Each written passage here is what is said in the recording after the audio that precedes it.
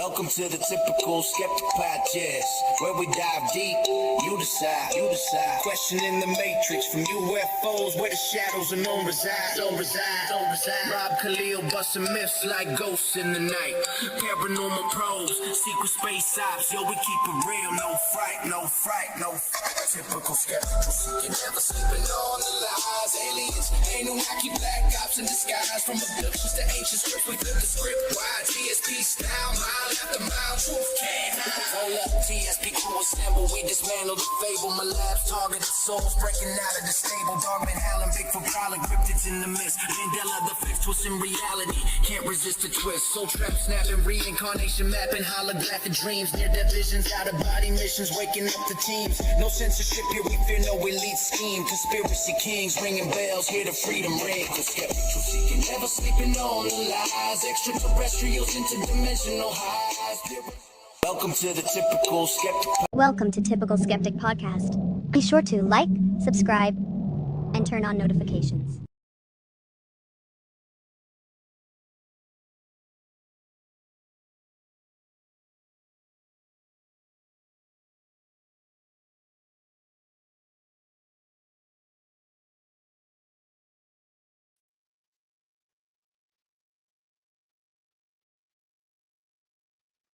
Hey guys, welcome back to another episode of the Typical Skeptic Podcast. I'm really excited about my guest tonight. It's been about the fourth or fifth time she's been on my show. She's a frequent guest and always a fan favorite. It's Mary Joyce from Skyships Over Cashiers.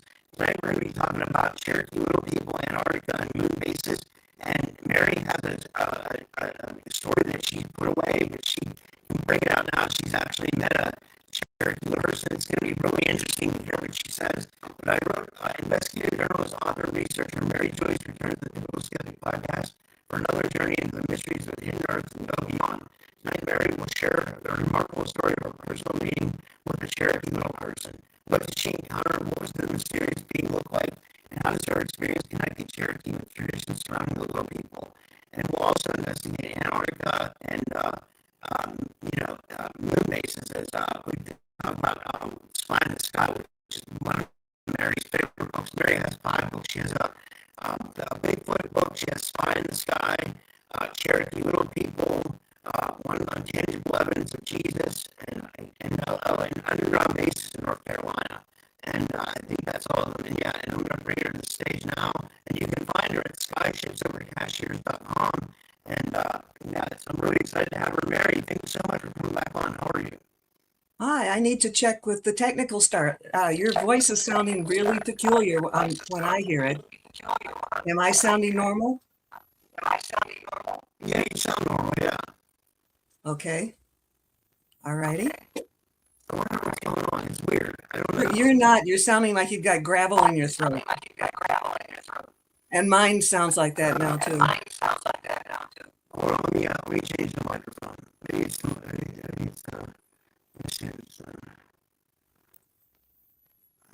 It's always someone messing with me, There's someone messing with me. I changed the microphone.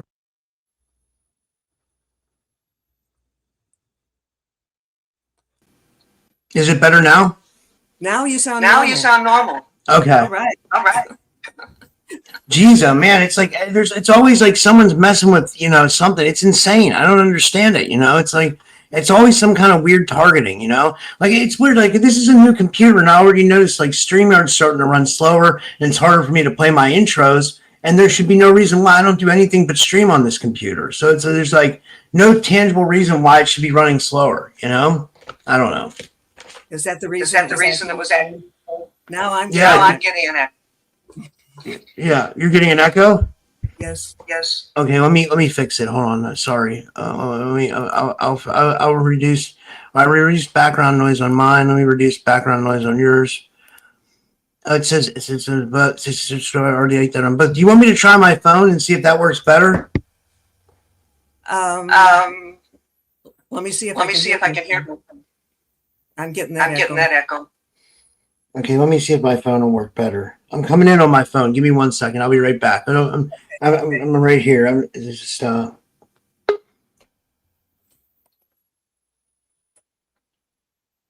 is that? Oh, wait, let me remove this person. Is that better, Mary? Yeah, let's see if I echo. Hello, hello. You sound good to me. Okay, I guess this is the way we're going to do it. Does this mean you want to start all Yeah. over? Now your volume went out. Like so, it's like someone's messing with the volume. Um.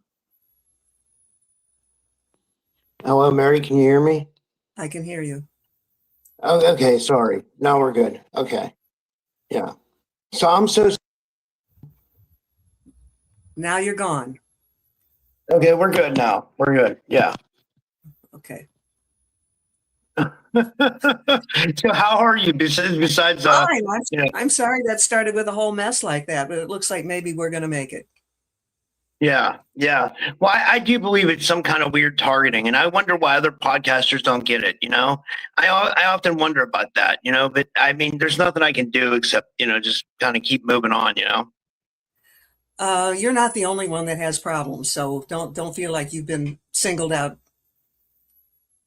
Yeah, Though I do think sometimes the topics will send up a flare into the air, and there some interference may be because of the topics that you choose to talk about. yeah, yeah. I think so too. Yeah. So how are you? How's everything going? I can't complain. We've got everything working now, so let's go for it. Yeah, yeah. So, okay, Cherokee Little People. We know that you wrote the book about Cherokee Little People, but now you're coming out and saying you've actually met a Cherokee Little Person. Like, tell us about this. It sounds fascinating. This just got posted on my website late yesterday, and so it's a story that's been sitting in my drawer since 2014. That's 12 years. And I did it because the parents of the little person didn't want their privacy invaded. The grandmother, who has a much wider vision of what's going on in the world, thought this was important for people to know, which is the reason I wrote the article originally. And it all started because one day she just said to me, I think my granddaughter may be a little person. Now that I didn't immediately buy that, but Yeah. needlessly, we had many conversations after that. Now here's some interesting stuff for those who tend to be skeptics. This little person was studied by the chief of pediatrics at two North Carolina hospitals, Mission Hospital in Asheville and Bowman Gray Hospital in Winston-Salem. They literally spent years testing her, and some of the tests themselves went on for months at a time. They were totally befuddled, and they ended up sending their test results to someplace in England.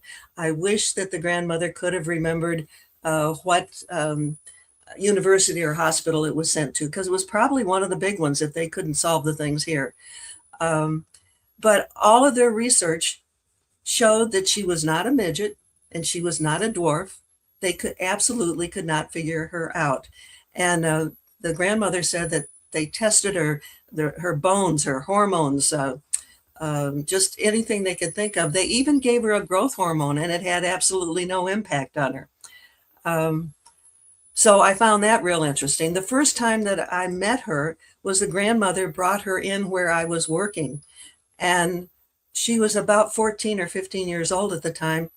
And she was wearing sunglasses, but they were granny sunglasses, and she could just barely peek over the counter. And when she was born, she was so tiny that the grandmother had to go out and buy Cabbage Patch doll clothes and plastic doll shoes to take her home from the hospital, because even the infant clothing at the hospital slipped right off of her. It was too big. So she was born tiny and she stayed tiny. And at the time I met her, she was wearing size 6 jeans. And so for a 14 or 15-year-old, that's pretty darn small. So the size was absolutely a factor. And some of the stories get kind of interesting. Two of them are grocery store stories. The grandmother took, I'll call her Lily, took Lily with her to the grocery store. And at that time, she was about the size of a 6-month-old, but she was way beyond that. And so she's holding her Lily in her arms. And when they were checking out, Lily, the little one, said, "I'll take the change." Well, it floored the cashier because this sounded like somebody much older than a 6-month-old. Another, and I'll give you a quote on this one. She said, "Granny, pick me up and put me in the basket, or the shopping basket. I get so tired of shopping on the bottom shelves. I want to see what's up there." And at that time, she was a teenager and she wasn't as tall as the shopping cart. So she was tiny all of her life. Another thing that was very unusual about her is that she was very sensitive to light. And the grandmother said for the longest time, they thought she was just shy because she would constantly be covering her eyes. And it was because of the sensitivity of light. And in my book, Cherokee Little People Were Real, I got confirmation that the little people lived underground. They came out at night to tend to their gardens, and that the light bothered them. So she was right there in front of me, and she was having the same experiences that I had been writing about. Another thing that was unusual was she was a natural vegetarian. And the grandmother said that when everybody else in the family was eating meat and junk food, Lily only ate vegetables and she didn't like sugar. That in itself is kind of unique. And she had an interesting thing regarding her ancestry. Her father was Hawaiian, her mother was Cherokee. Both cultures have the little people. So we began to speculate that maybe the recessive gene from both sides of the family manifested as Lily, as this little person. Yes. So the Hawaiians have their version of these little people as well? We never talked about that. Say that again, please. So the Hawaiian people have this version of the little people as well? Yes, they do. And, wow, that's fascinating. And there's little people that are found in many cultures around the world, but this one was kind of interesting to mix those two cultures. And at first I thought that the grandmother had misspoken because she kept referring to the little people as the Menehune. That's the Hawaiian word for little people. So they must have just adopted the father's word for little people rather than the Cherokee word. Yeah. Wow, that's. And did she have? They ever say anything about that? They had like a connection to inner Earth, or like? Because I remember we thought that maybe these Cherokee little people were living underground, right? They are. Yes, all the tunnels that I write about in my book are underground, but they're not deep underground. We're not talking people living in deep caves. In fact, where we found what must have been a little people town or city at one point is where Western Carolina University is located now. And whenever they were digging what they thought was virgin soil to build new buildings, they would find these little tunnels, and they were cut out of red clay fairly close to the surface. And I know you know this, but they were cut square, but it was a rounded top to these tunnels, which makes them stronger. But they were found all over the campus. And certainly other places too, not too far from there. Wow.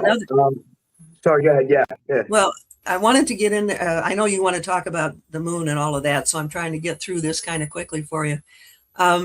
They tested the little Lily's immune system, and she had an immune system, but it didn't protect her from all the things that human children get. So she wouldn't last more than like a week at school, and she'd get some kind of respiratory problem. And so they ended up having to homeschool her. And I was able to see her death certificate, and she died at the age of 18, so about 3 years after I met her, from acute respiratory distress, septic shock, and bacterial pneumonia. And again, we speculated that maybe most of the little people died off because they didn't have an immune system that would fight off the germs that we have in our culture. Well, do you think they're non-existent now to this day, or do you think they Oh might no, still I think be? no. I've learned that there are still little people, but they stay to themselves, and um, but they're still here. When I wrote my book, Cherokee People Were Real, which was published the same year that I wrote this article about this little person, um, I really thought I was dealing with something that was simply in the past. And after I came out with the book, the Cherokee around here, and I live in Cherokee country in Western Carolina, and they began to realize I wasn't going to make fun of them. And they began to tell me some of their stories. And they're really kind of cute stories. One gal, and these are all stories that aren't in the book.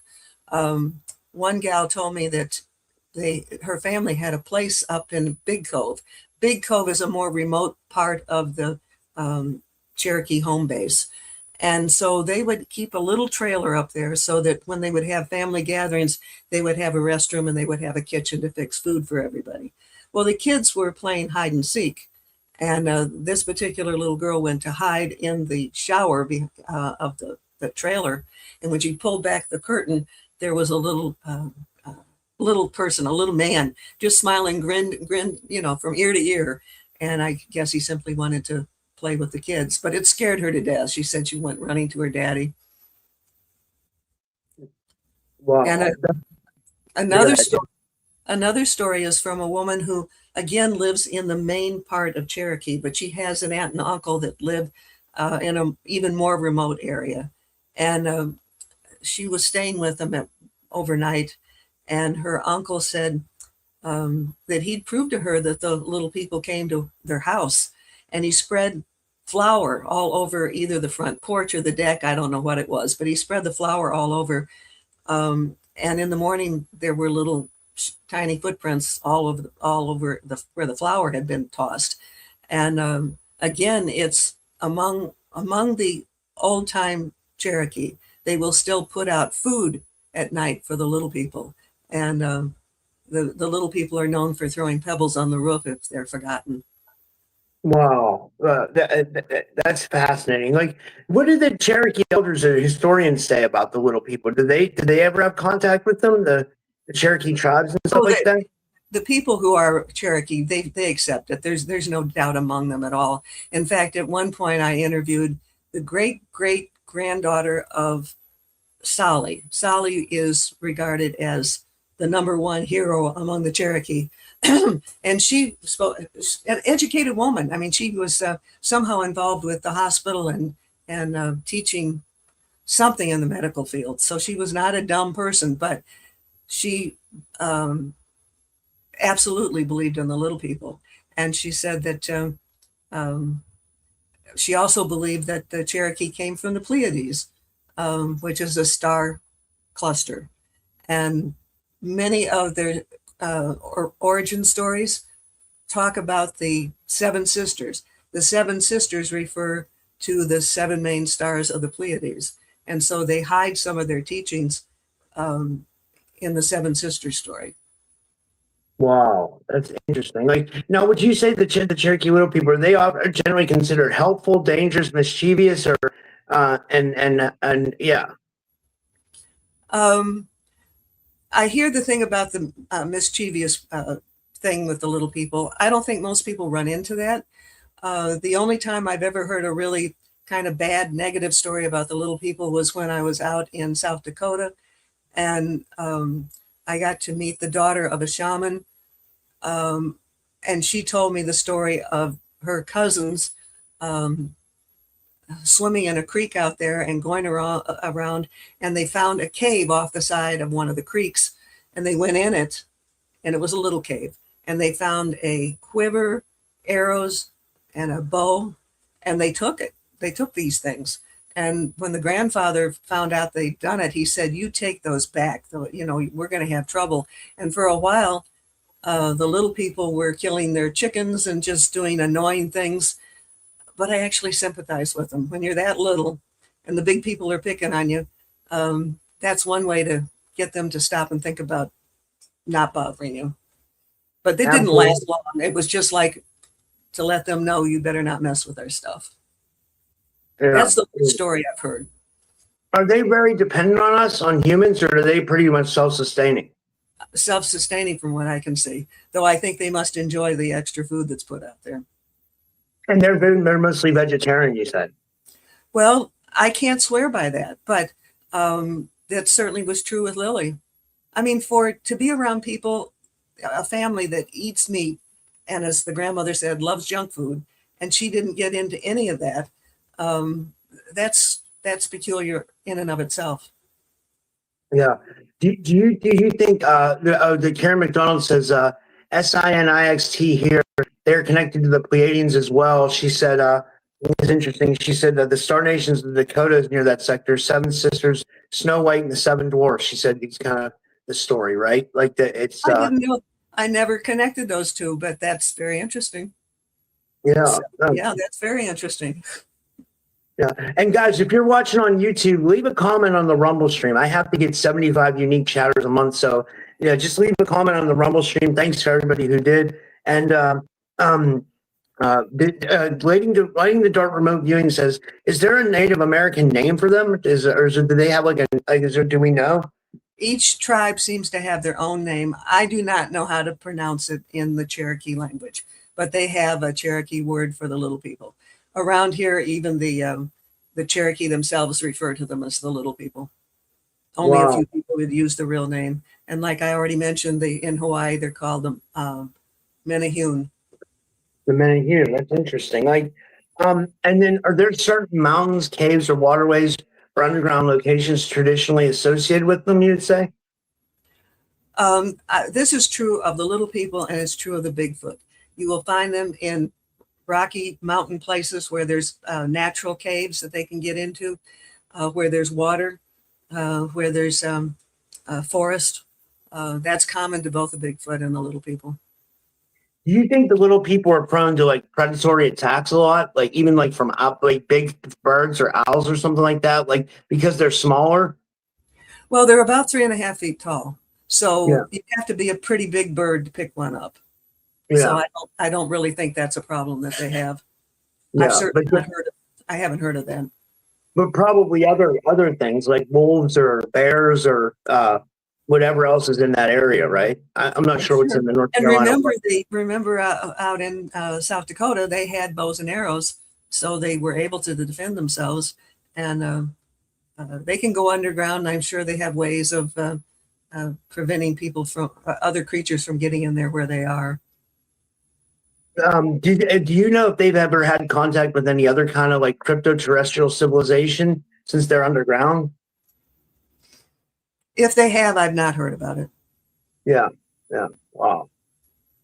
This is fascinating. Yeah. I'm trying to think of what other questions to ask about this. It's and do you believe they communicate verbally, telepathically, or both? With the little people, they communicate. I'm sure they're capable of telepathic communication because most creatures are, but they talk. They can communicate with words like we do. Yeah.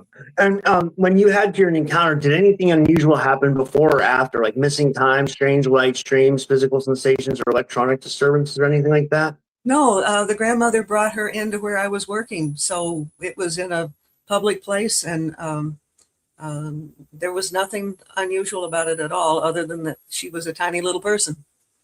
Wow. Yeah, it's fascinating. Well, before we move on to Antarctica, is there anything else you want to share about, the little people and the Cherokee little people? I want to reemphasize that the chief pediatrician doctors who studied her, they could not find anything that would explain what she was or how she was. Nothing made sense to them. The grandmother wanted to tell the doctors what she thought her granddaughter was. The mother didn't want to share that information. It would have been interesting if the doctors had that kind of information to interweave with the information they got from their test, but she clearly didn't fit the mold. Yeah. It's a story that will always fascinate me. I've always been fascinated with little people, whether it's leprechauns or the Cherokee Little People, or even like we hear about the Pukwudgies up in the Bridgewater Triangle. Like, like, do you think the Pukwudgies that people are seeing are like a complete different race, or do you think they're a different form of little people? First of all, I do not know. My guess is they're just another form of little people. Yeah. And even here, the old timers talked about they would say there were two kinds of little people in this area in the mountains of western North Carolina. The one that we're familiar with are the ones that look more like the Cherokee themselves, with the dark straight hair and just, more like you would expect of an Indian. But they also talked about the little people that had red whiskers, which made me think of the leprechauns. And there was a man when he was just little. He was like 7 years old. He found this medallion of looks like a leprechaun. And in my book, I've got a picture of a leprechaun and this medallion that he found. And they look the same. So with red whiskers and the same profile as an Irish leprechaun, that sounds like at one point there were two kinds of little people right here in this area. But the Cherokee didn't like the ones with the whiskers. They would try to kill them, which I found interesting. Wow. So they were like a rival clan almost of like little people, maybe. I don't know if they were fighting amongst each other or not, but I know that they were not liked for some reason. Yeah. Some of these things you get in on the history when there's just a few people left to tell it, and you can't track it down like you would like to. And to this day, I'm grateful that I was able to interview the men who were involved with early construction at Western Carolina University. They were all, for the most part, in their 80s when I interviewed them, and that was back in 2021. And if I hadn't interviewed them, all of that information would be gone. And anyhow. Wow. Well, this is fascinating. Okay, let's move on to Antarctica. And this kind of deals with your book, Spy in the Sky, which is one of my favorite books of yours, if not my favorite. I have a copy still behind me on my shelf, and I love looking at it. But do you want to tell people a little bit, for people who might not? I know mostly everybody's familiar with you, but like for people that might not be familiar with you, tell them a little bit about Spy in the Sky, and then we can get into Antarctica. Okay. Right now I have 5 books listed on Amazon, including Spy in the Sky, except you can't get Spy in the Sky from Amazon. There has been interference with that book at every level. And so if anybody wants to get the book, go to my website, which is skyshipsovercashiers.com. Cashiers is spelled like a cashier at the grocery store. Skyshipsovercashiers.com, and open up Editor's Corner, and you can get the book for $16. I'll mail it right to you. But there's been blocks all along the way with information that's been in that book, not only blocking that book getting out, but also many times when I would first post some of this information on the website, it would get wiped away almost instantly. So clearly, my book, Spy in the Sky, is revealing stuff that some people do not want out there. I would agree. Because, there's a lot of times what we find, and I think what you found is when you would do your research and you would be researching on Google Earth for a lot of this stuff, you would find something on Mars or the moon, because like people don't know, like Google Earth, you research Mars and the moon too. It seems like you would find something and then soon after it would be erased, or they would try to, sometimes almost instantly. The quickest time that it ever disappeared I think it was a Saturday morning.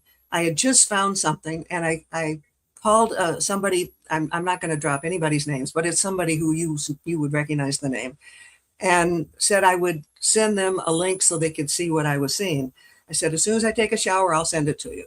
Well, I didn't take a long shower. When I came back, it had already been, we're in Antarctica now, it had already been transformed into a sheet of ice. So that happened in the time it takes to take a shower. So That was pretty darn fast. Usually it's happened within a day. One of the entrances into Mars, which was pretty good size, it's 100 feet high. These are round figures, 100 feet by 300 feet. So any airplane we know could probably fly right in there. And as soon as I posted that on the website, along with another entrance into Antarctica, it began to disappear, but it disappeared in segments. The first thing that happened was it looks like somebody took a bottle of ink and just poured it over that whole area and it went black. I kept checking back on it.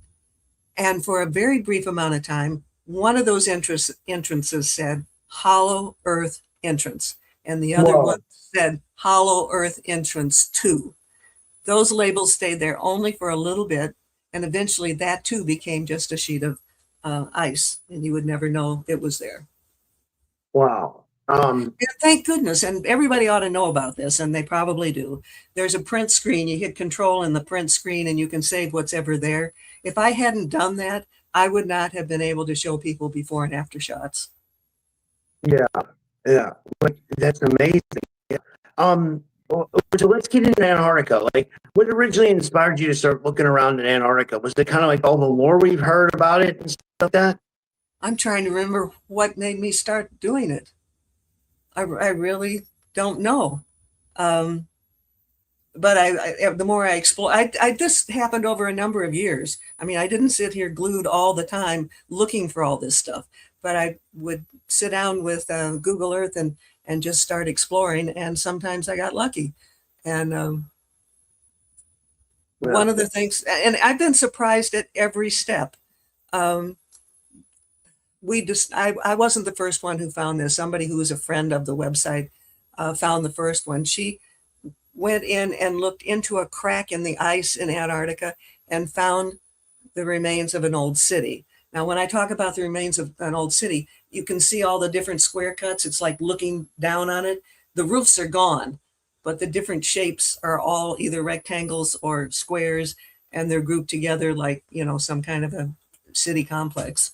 So she found that, and that immediately started me exploring all the cracks I could find. And together we found 5 ancient cities buried in the ice. And these are becoming visible now because everything's warming up and the ice is melting fast. So, let me throw this out here because I think it's really important. Most scientists say it's been like 34 million years since Antarctica was not covered in ice. That's a long, long time. So if that's melting, it's revealing cities that are that old, which makes them the oldest in the world. And people think, well, the Great Pyramid's so old. It's less than 5,000 years. So we're talking really, really old stuff. And to find that kind of thing, when you first find it, it's like, finding a gold nugget. You go, oh my God, I can't believe this. Yeah. And like, have they deleted it, or is it becoming more visible? Can anybody kind of look at it now? Anything that I have in the book, I have the coordinates. I can never tell you if they're still there or not, because I've gone back at some points and things that have been there for quite a while have disappeared. Or blurred out. That's what they love to do. Many of these cities are blurred out. If you know that a city's there, you can kind of get a hint of it, but without knowing that, you wouldn't recognize it as a city. Yeah. And you've found entrances, you said, that could potentially lead underneath the ice. Correct. Wow, that's fascinating. Like, what do you I mean, based on the lore we know about Antarctica, what do you feel is under there? Do you feel like it's off-world Germans or inner-earth civilizations or both, or reptilians, or what's your guess if you had to at this point, I would go with both. I mean, there's so much evidence that the Germans had and still have a base down there.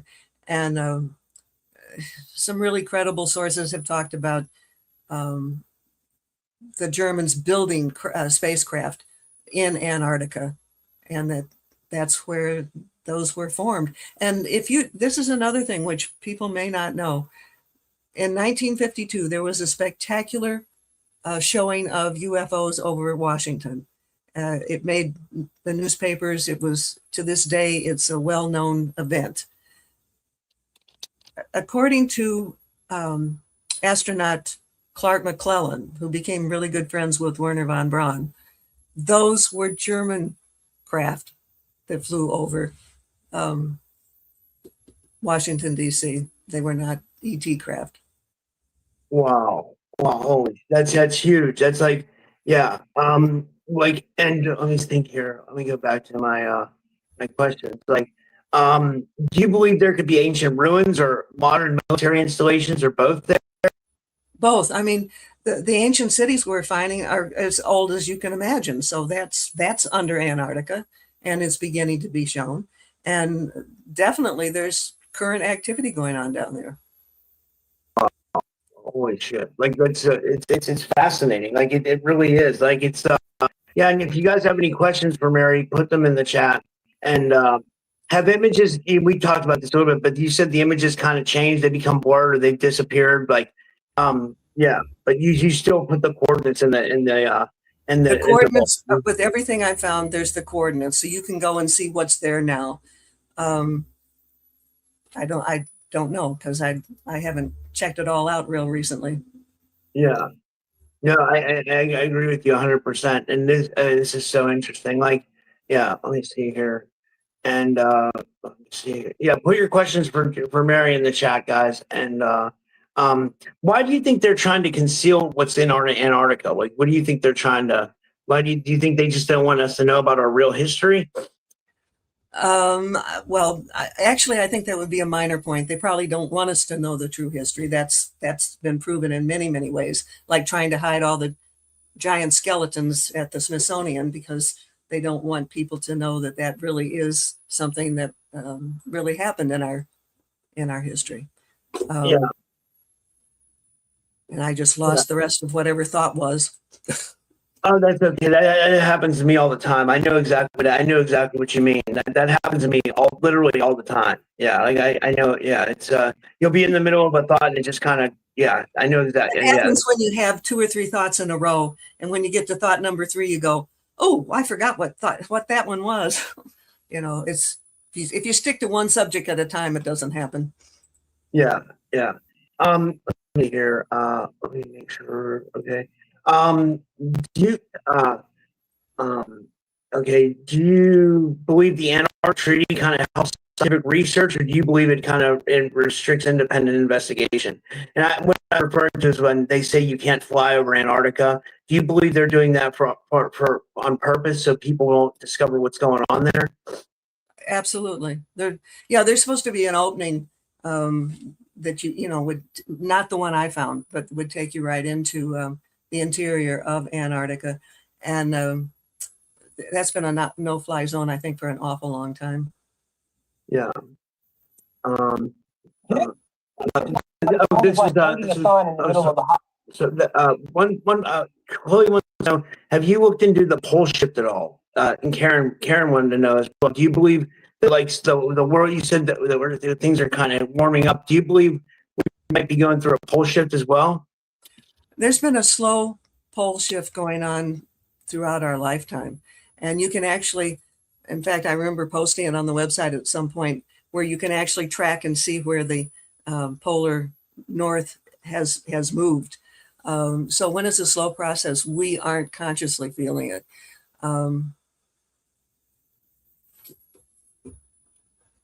Yeah. So That's what we're undergoing now. I'm not saying that there might not have been something terribly dramatic in our ancient past that would explain why, a mastodon, I think in, I don't know, Siberia or someplace like that, was found instantly killed. And when they found it, it still had a fresh flower or plant in its mouth. That's how quickly it died. Now that would indicate perhaps a very major pole shift. Wow. Oh yeah, I would say so. Yeah, absolutely. Yeah. Like let me see here. And also there's fossils in Antarctica. It was found by, I think it was the University of Wisconsin, but I'm not sure. I have the university in my head clear.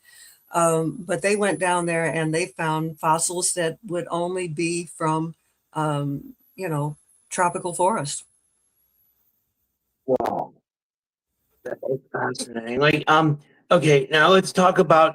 Well, I guess we'll switch to. Was there Well, anything else you let want? me go back to what that woman was saying. Yeah. Absolutely, there's been something terribly dramatic that's happened in our ancient past, or we wouldn't have those quick changes like in Antarctica or with the bison. But that's not what we're experiencing right now. We're having this very slow moving of the polar north. Yeah. And then moving to the moon. What kind of convinced you that there might be artificial structures or bases on the moon? Does this go back to Spy in the Sky? It got garbled. Say it again. What first convinced you that there might be artificial structures or bases on the moon? Well, let me tell you something that I found myself using Google Earth, and then you asked me that question again. Okay. When I started using Google Earth, I didn't expect to find one thing, because for decades now, they have been notorious about blurring away and burning up and destroying evidence of structures on the backside of the moon. And some of the testimony comes from really very competent people. I'm thinking of Donna Hare. She was I believe she was, as they say, made unalive, and she was one of the first people who really went public. She went on the radio before podcast, and she was on a major radio station in Washington, D.C., and talked about how NASA was always airbrushing away evidence of structures on the moon. And another story that she shared was she was at an office off campus, and one of the people who worked at NASA came in, and he had a big gash on his head, and she asked him about it. And he had been assigned the job of burning UFO photos. Well, he stopped and took too much time looking at some of these, and they had a guard guarding him. And so when he stopped to look at these things too closely, or even stopped to look at them, he was whacked over the head with a rifle butt. Oh my God. I know. And Donna Hare, she'd gotten awards. She was a photo technician of some sort. She was an artist. She very, very credible person. And when I did a recent story about Dan Willis, most likely being killed by a fast-growing cancer, and he's well known in the fields that you and I follow, and he named her and two other men who had been killed because of being whistleblowers. So their secrets, they don't want us to know their secrets. And I think many of their secrets go way beyond what we might imagine, or way beyond a typical sci-fi movie. You just can't believe some of the things that humankind wants to do. Well, this kind of goes into your relationship with the astronaut Clark McClellan and like his connections to Werner von Braun. Like, for people that don't know, like, I've interviewed Mary in the past, and we've talked about, knew this man named Clark McClellan. He was a NASA astronaut, and he was kind of like a whistleblower. Did you want to talk?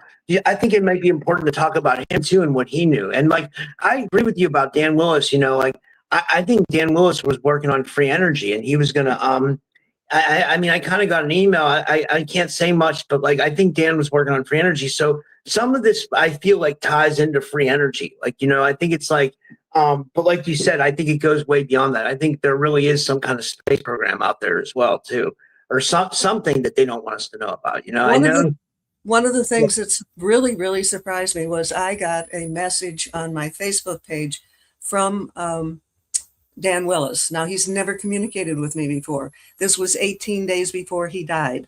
And so if you go to my website, skyshipsovercashers.com, I think still the most recent stories are listed on the right-hand side. It should still be in that recent category.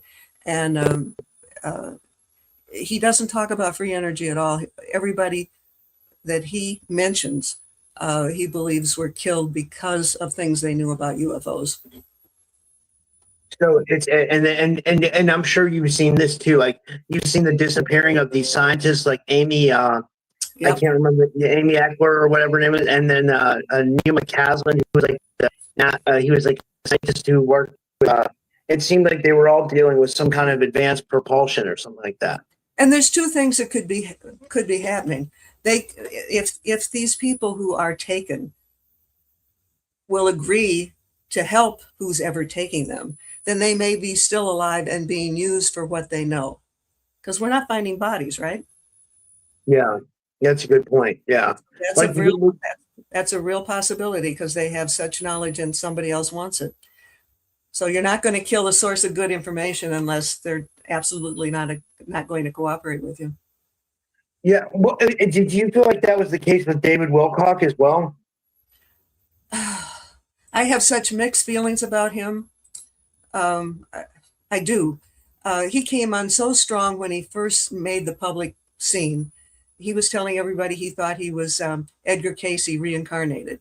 Well, even Edgar Cayce in his own writings said that he would not reincarnate until much after this time, Yeah. And I think he tried to make a lot of hay out of that. And it always made me just a little bit suspicious of what was going on with David. But David very well could have been harassed to death, let's say. I think you can drive somebody slowly crazy and they'll take their own life. That's a good point. And do you think it seemed like he was receiving a lot of online harassment as well, too, I think he got it really bad. That's what I understand. Yeah. Wow. It's sad, because it's like I don't think anybody should be bothered like that to a point to where it makes them want to take their own life. That's really like, that's really it's yeah. But there's so many people who are at the top tiers of controlling what goes on in the world that seem to be totally amoral. They know what they want. And if they can't get it, they're going to find another way to get it. And if you get in their way, well, so be it. You're gone. And there's too many people right now that have that view of the world. I agree. It seems like a lot of people want they want to. It seems to me, Mary, like they want to cover up the truth, and they want to cover up any semblance of real truth and just roll out whatever they want people to believe. Right. Right. Yeah. That's what it seems like, and maybe that's why. I'm going to get us back on track. You had asked about Clark McClellan and the connection with Wernher von Braun. Yeah. Clark was trained as an astronaut, but he worked at Mission Control. And because he was trained as an astronaut, he would be able to, if there was a problem in space, he would be able to help in ways that other people might not be able to. But he and Wernher von Braun became friends because they had a lot of common interest. And Wernher von Braun would go to Florida, which is where Clark McClellan was.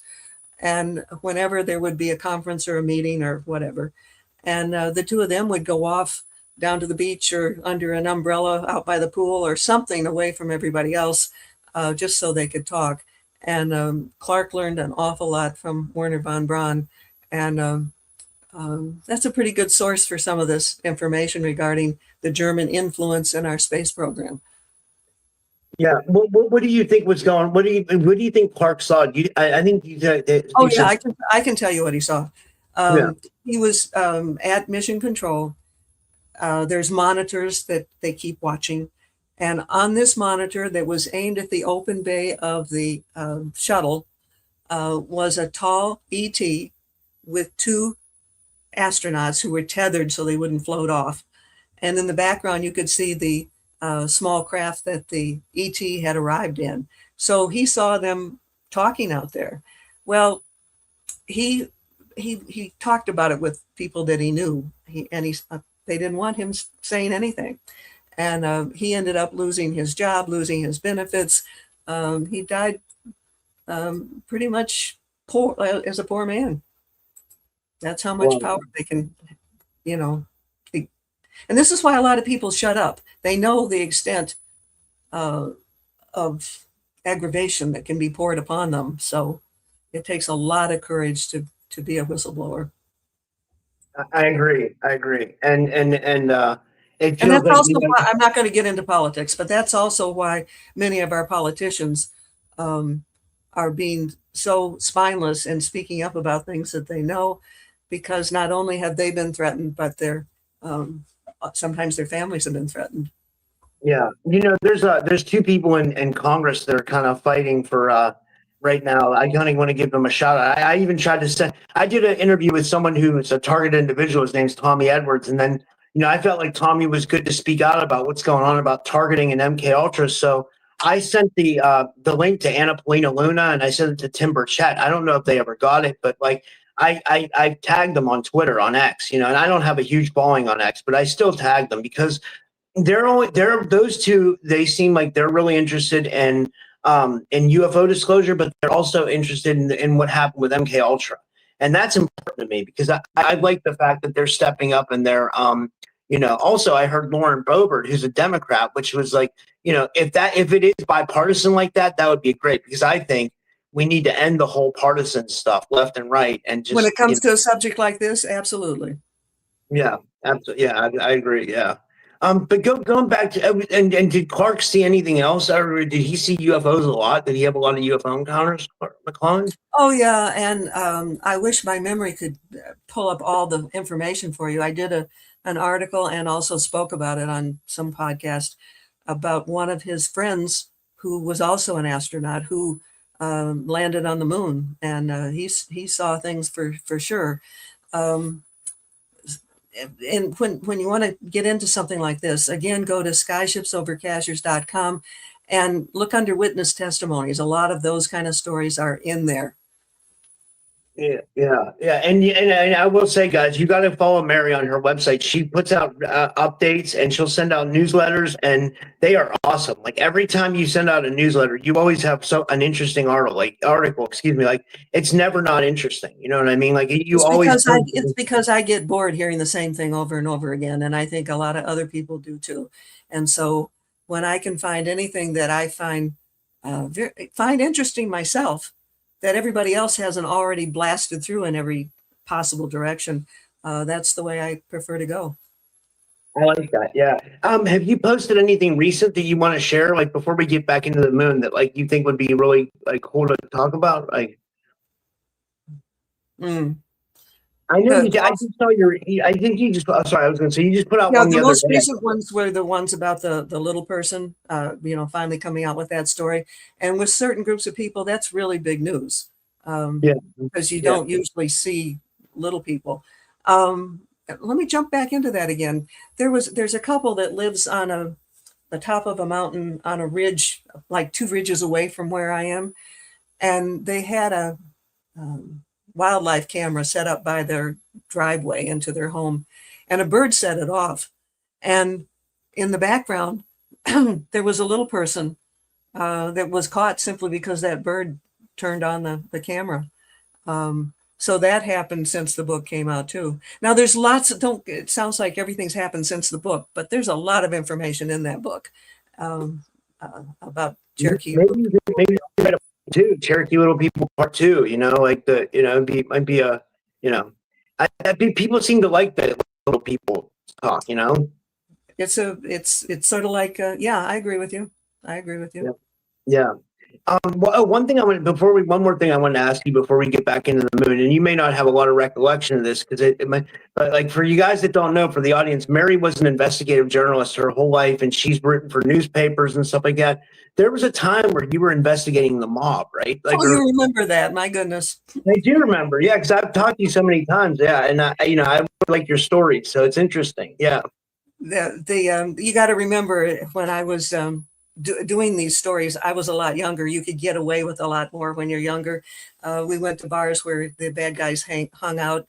I would stick out like a sore thumb now if I did that. But one of the stories that will never be erased from my memory was we were investigating a story where the mob had beat up a man so badly that his feet were pointed in the opposite direction.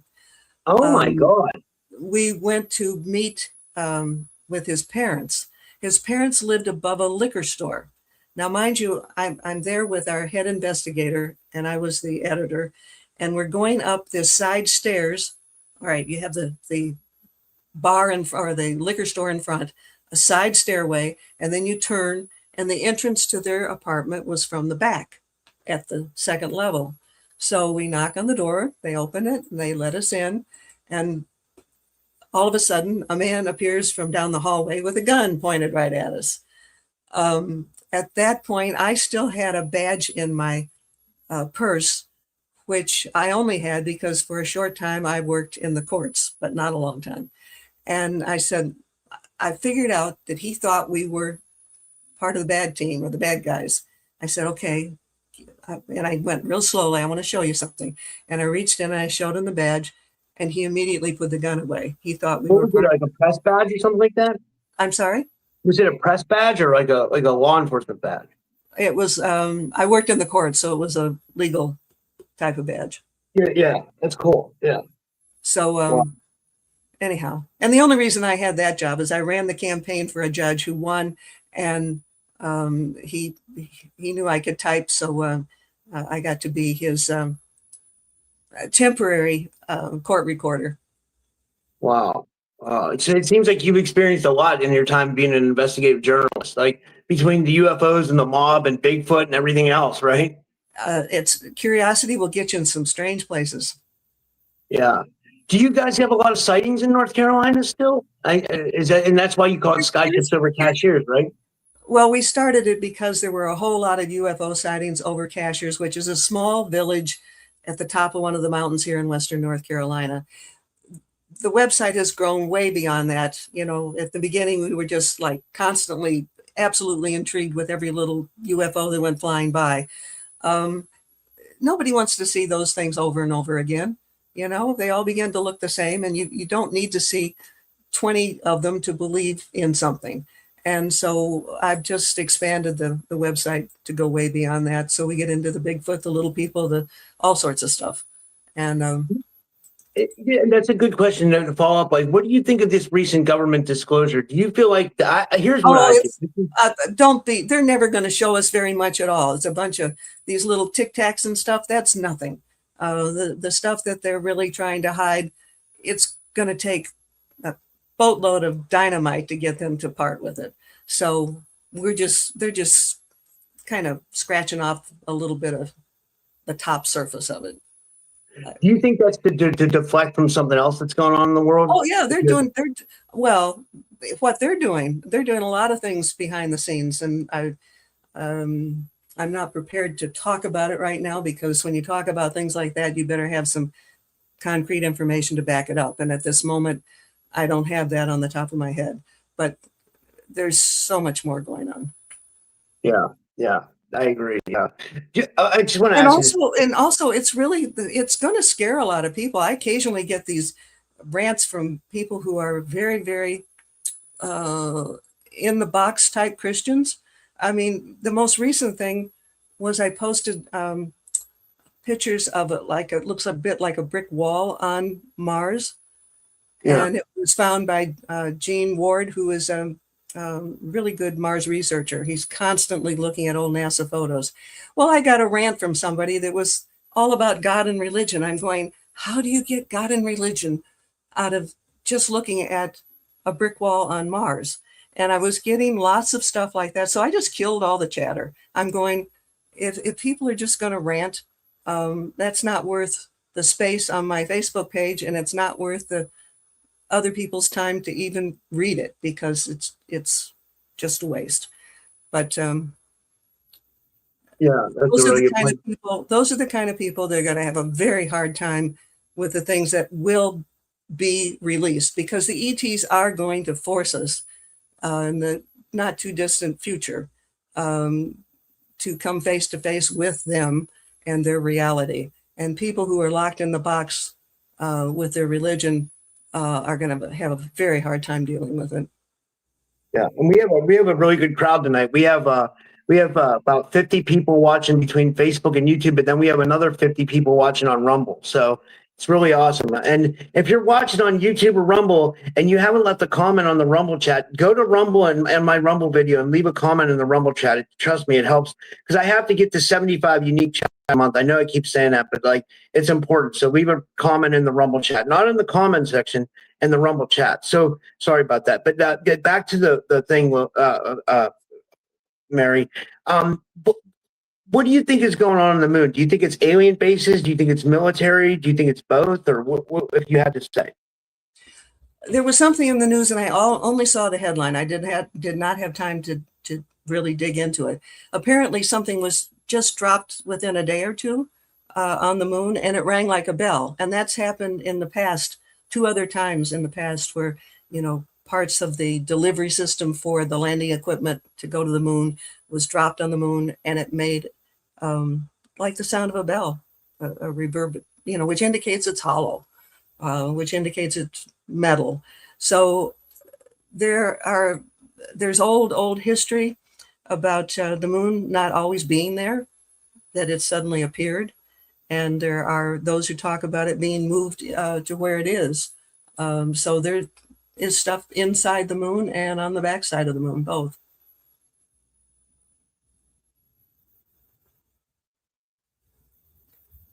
He froze up and I didn't, so this is strange. Are you there, Robert?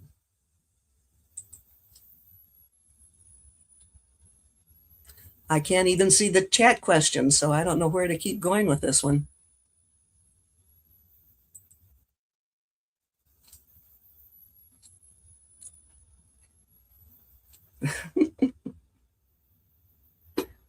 I don't know if you can get comments up on where I can see it. I'm watching. Well, I'm on. I don't know where I am. Anyhow, there's a lot going on the moon, in the moon, and has he reappeared? Yeah, I'm there here. He is. There he is. I don't do well on stage by myself. This is great. I can't believe we're getting messed with so bad. I mean, it's like you must have information that they don't know about, Mary, because we're getting messed with to a major degree. Major degree. Let's start it off at the very beginning, and I'm going to get this in before we lose it again. Go to my website, skyshipsovercashers.com. Cashers is spelled like a cashier. Open up Editor's Corner. It will tell you how you can get that book that they don't want me to get out there. It's called Spy in the Sky. And it talks about things on the moon, in Antarctica, at the bottom of the ocean, and on Mars, and in deep space. And it's mostly a picture book, lots and lots of photos. And I encourage people to get it. Yeah, and absolutely. It's only $16. This is not a money-making project for me. In fact, I lose money on this book. But the information's obviously important, or wouldn't be messed with. Yeah, I agree. I absolutely agree. Yeah. And let's see here. What do you believe is going on at the bottom of the ocean floor? Do you think same thing, like alien bases or something like that? Well, there's no doubt that there's alien bases under the ocean. Lots of testimony to that. But what I found was the remnants of an ancient culture that was in the Pacific Ocean, which is really on the shallow part of the ocean off the west coast from from Alaska, Canada, and the United States down to Baja. The one that I found, and again, these are all underwater, that I prefer to talk about because I found it so unique. There is something that looks exactly like a contemporary airport. The runways are the same, and in my book, I have a picture of that next to a picture of a contemporary airport runway system. And they look incredibly similar. The biggest difference is the longest runway in the world today is not much past 3 miles in length. If I remember correctly, this particular one, I think, was 89 miles long. That's humongous. Everything that I found off the west coast of this, of these countries, the proportions were huge. This indicates to me that there was once probably really a nation or a civilization called Lemuria, and that the people must have been very, very large in stature, because everything that I found indicates a humongous size. And that's quite different, because in the Atlantic, it's a sandy bottom, and I found pyramids. I never found a pyramid in the Pacific, only in the Atlantic. So definitely two different cultures. And again, there's another example of the famous they trying to hide stuff. We found two pyramids south of Paradise Island, I believe. And once I posted that, it's like somebody took a Band-Aid that looked like photographic Band-Aid, put it right on top of those pyramids so you can no longer see them. And in the book, I fortunately have before and after pictures showing the pyramids and then showing how they disappeared. Wow. That's yeah. Wow. Do you believe that where was I going with this? Let me think here. Do you believe? Okay, the famous ufologist Preston Dennett talked about USO encounters off the coast of Santa Catalina Island. Like so, it's weird that you would find pyramids on the East Coast side, but do you believe there might be bases or something on the West Coast side? Maybe that's Well, why he was seeing those. ET bases are totally different than remnants of ancient civilizations. So the Pacific has the Mu or Lemuria as the ancient culture, and Atlantis would be the ancient culture associated with the Atlantic Ocean. The bases are in the deep ocean, way deeper than we could find through Google Earth, because it can only penetrate down so far. And there's lots of evidence. People are seeing, things popping out of the oceans a lot. And one of the witnesses is one you wouldn't expect, Joan Ocean. She is the best known dolphin expert in the world. She lives in Hawaii, and she talks about ET, I don't know what you want to call them, structures underneath the ocean, and she's seen them. And she's just such a nice person and such a very credible witness. And I need to pull her stories up again. Wow, yeah. This is an amazing interview, Mary. Yeah. Do you want to tell people where they can find you? And thank you for doing this. This was awesome. Yeah. I sound like a stuck record. You can find me two places. One, skyshipsovercashiers.com. All the words are traditional words. Cashiers is spelled like a cashier. Skyshipsovercashiers.com. You can find the homepage looks a lot like an index, but every story has photos and maps and very, very visual in everything that I do, because most people get bored if they just see written words and nothing else. The visual part is very important. Then I have a Facebook page, and it's just Mary Joyce. I also have my old Facebook page, Mary A. Joyce, with the initials. That was severely hacked. I've never been able to get back into it. Haven't been able to solve the problem, so I just started a new one. But again, it's just Mary Joyce, and that gets updated on a regular basis. Wow. Yeah. Well, I love this interview. This was really fun. And yeah, thank you for being a part of this today. I always enjoy our conversations. And yeah, I guess I will talk to you soon. And I look forward to anything else you come out with, Mary. Thank you. Okay. I hope after I get off, you have no more technical difficulties. I hope so too. Thank you. Have a nice night.